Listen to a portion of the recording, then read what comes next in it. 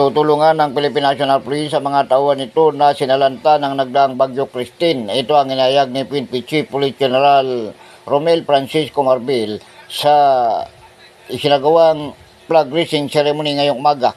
Ayon kay Marbil, kanya nang inatasan ng mga kinaukulan PNP unit para magbigay ng tulong pinansyal sa mga pulis na biktima ng kalamidad. Binigyan din pa ng PNP Chief na ang bawat kabayanihan ng mga pulis ay patunay ng kaligtasan ng mga komunidad sa anumang panahon at pagkakataon. By our police officers brings hope to those in danger. They are more than just peacekeepers. We are the lifeline for our Filipino people in times of crisis. Ulat sa Kampo Krame, ako si Edwin Moreno para sa DZRH Radio Bandido TV, kasama mo sa pagtatanggol sa demokrasya.